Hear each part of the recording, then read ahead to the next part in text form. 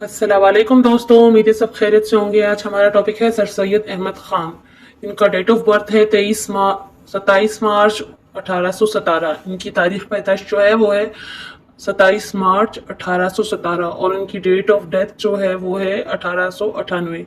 इनकी तकरीबन उम्र जो है 81 साल थी। तो आप देखते हैं इनकी पूरी बायोग्राफी कि ये क्या थे और इन्होंने क्या क्या काम किए। इनके फादर का नाम था मीर मोहम्मद मुर्तका। इनके वालिद का नाम था सैयद मीर मोहम्मद मुर्तका और ये सैयद फैमिली से बिलोंग करते थे। और इनके वालिद जो है एडवाइजर ऑफ अकबर, वो अकबर के एडवाइजर थे, यानी वो जो है मुगल इम्पीरियर से वाबस्ता थे। और इनकी डेथ जो हुई वो 1838 में हुई। इनके फादर की डेथ जो है मीर मोहम्मद मुर्तका की डेथ जो है वो 1838 में हो गई। और जैसे इनकी वालिद की डेथ हुई तो इन्होंने जो है सर सैयद ने कोर्ट जो है ज्वाइन कर लिया 1838 में। और ये कोर्ट में क्या काम करते थे? इनका काम था क्लर्क का। ये अपॉइंटेड हुए कोर्ट में और इन्होंने ब्रिटिश और अंग्रेज़ों के नीचे काम करना शुरू किया और ये कोर्ट में एज अ क्लर्क काम कर रहे थे। और 1840 में इन्होंने अपनी पहली किताब लिखी, जामे जम। और ये जो जमे जम किताब थी ये इनकी सर सैयद की फर्स्ट बुक थी। ये ओपन वाइवा क्वेश्चंस में पूछा जाता है या फिर आपके वन पेपर क्वेश्चन में लिखा जाता है कि first book of sir Syed वो थी जामे जम। और ये 1840 में लिखी थी उन्होंने, after 2 years of death of his father. इसके बाद 1840 में उन्होंने वो जो है मैजिस्ट्रेट अपॉइंट हुए।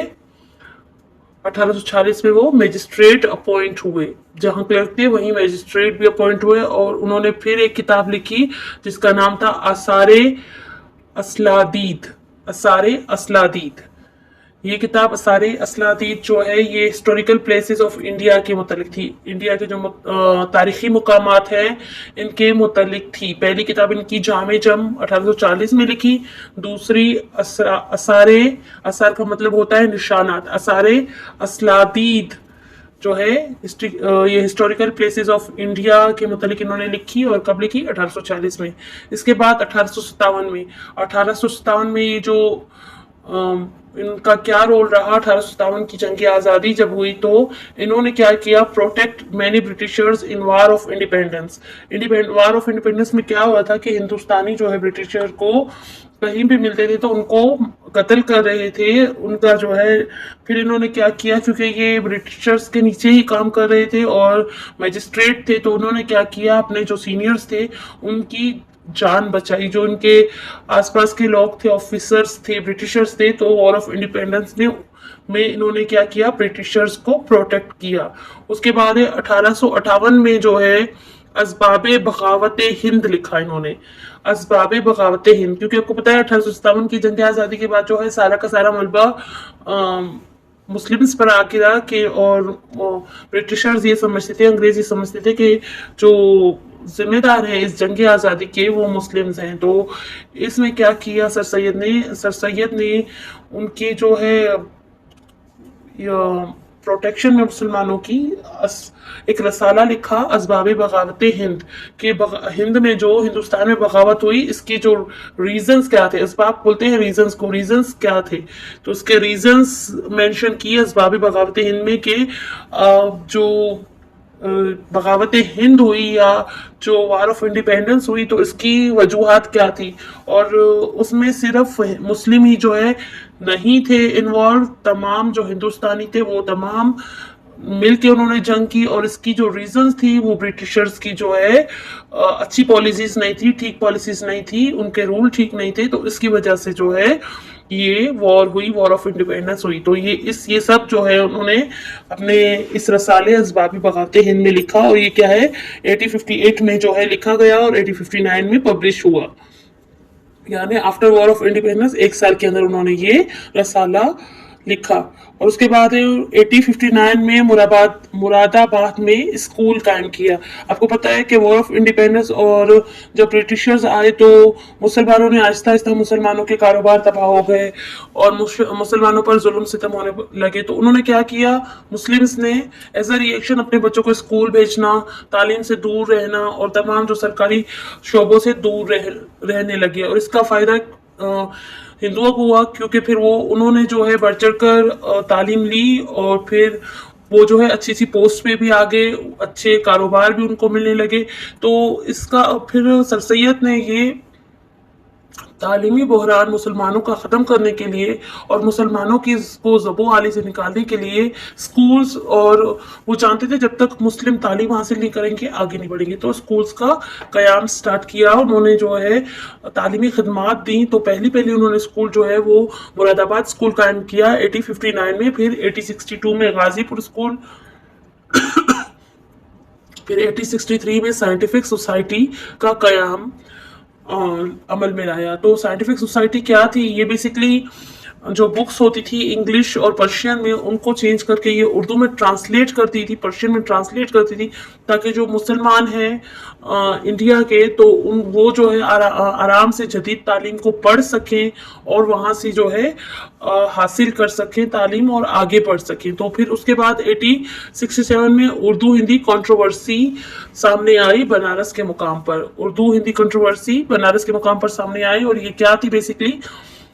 یہ اردو اور ہندی پہلے آپ کو پتا ہے 1858 میں جو ہے، کیونکہ پہلے مسلمانوں کی حکومت رہی انگریزوں سے پہلے 800 سال تک تقریباً، اور پھر انگریزوں کی، تو انگریزوں کے دور میں بھی جو ہے مسلمانوں کی جو ساری لینگویج تھی وہ اردو تھی۔ تو 1858 میں جو ہے اردو کو دفتری زبان کا درجہ دے دیا گیا تھا، نیشنل لینگویج۔ تو 1867 میں ہندوؤں نے یہ تنازع پیدا کیا بنارس کے مقام پر کہ اردو کی جگہ جو ہے آفیشیل لینگویج آپ ہندی کو بنا دے۔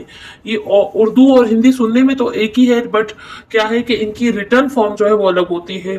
اردو ترکی زبان کا لفظ ہے، جبکہ ہندی جو ہے وہ آپ کو سنسکرت، اس کو لکھا سنسکرت میں جاتا ہے، اور اس کی جو لکھنے کی جو لینگویج ہوتی ہے اس کو دیو ناگری خط کہتے ہیں۔ تو وہ چاہتے تھے کہ آفیشل دفتروں میں جو ہے دیو ناگری خط رائج کیا جائے۔ 1867 سے پہلے جو ہے سر سید متحدہ جو ہے ہندوستان کے حامی تھے، انہوں نے جو بھی کام کیے متحدہ ہندوستان کے لیے کیے، بٹ 1867 میں جب ہندی اردو کنٹروورسی آئی سامنے، تو سر سید کو احساس ہوا کہ مسلمان اور ہندو دو الگ قومیں ہیں۔ جب ہندو جو ہے مسلمانوں کی لینگویج تک کو برداشت نہیں کر سکتے تو انہیں کیا برداشت کریں گے؟ تو پھر اس کے بعد 1868 میں سر سید نے ٹو نیشنز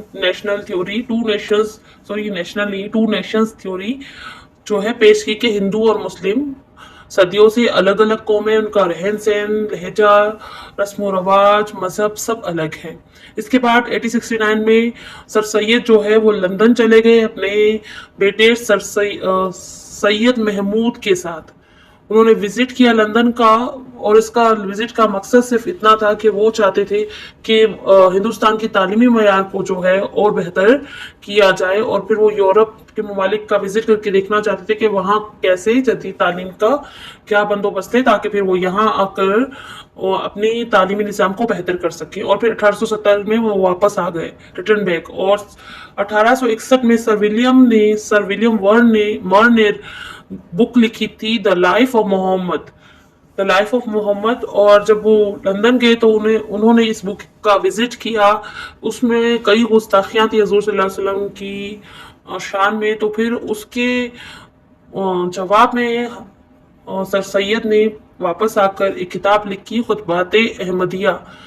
1871 میں ایک کتاب لکھی، خطبات احمدیہ، اور یہ جو کتاب تھی یہ حضور صلی اللہ علیہ وسلم کی زندگی کے متعلق انہوں نے ایسیز لکھے تھے، اور یہ جو ہے اس کتاب کے جواب میں لکھی گئی تھی جو سر ولیم مر نے لکھی تھی، بک دا لائف آف محمد۔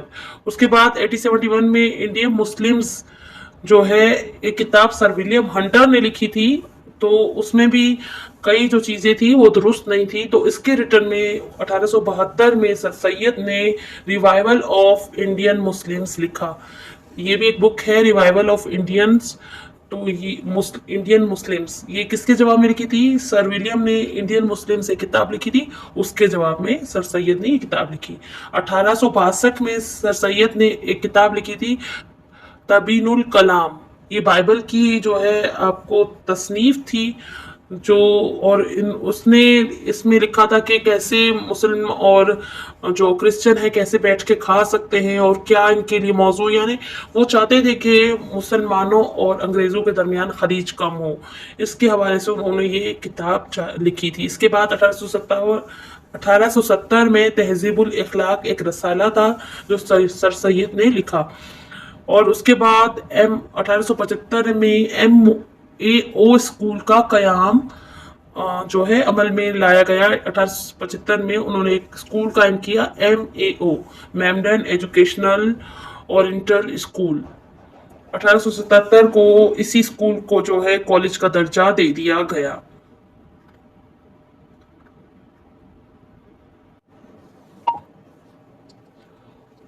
और फिर यही स्कूल 1930 में MAO स्कूल को जो 1877 में कॉलेज बना, और इसी कॉलेज को अलीगढ़ यूनिवर्सिटी का नाम 1930 में दिया गया। इसको अपग्रेड करके यूनिवर्सिटी बना दिया गया। और फिर 1867 में जो है सर सैयद जो है चीफ जज अपॉइंट हुए थे। 1867 में चीफ जज अपॉइंट हुए थे सर सैयद। 1876 में उनको रिटायरमेंट उन्होंने ले लिया था। 1886 में एम एजुकेशनल कॉन्फ्रेंस जो है मेमडन एजुकेशनल कॉन्फ्रेंस स्टेब्लिश की। 1887 और 1888 में इन्हें civil service committee of member बना दिया गया। 1888 में इन्हें सर का खिताब टाइटल ऑफ सर दिया गया। 1899 में इन्हें यूनिवर्सिटी ऑफ एडनबर्ग ने LLD की डिग्री से नवाजा, और 1898 में इनकी डेथ हो गई। और इसके बाद इनकी डेथ के बाद इन्हें जो है अलीगढ़ में ही दफन किया गया। तो ये थी आज तक की जो है टोटल वीडियो, जितना सर सैयद अहमद खान के बारे में एग्जाम पॉइंट से पूछा जाता है ऑप्शन हमने सब कवर कर लिया है। तो मिलते हैं नेक्स्ट वीडियो में, तब तक के लिए अल्लाह हाफिज।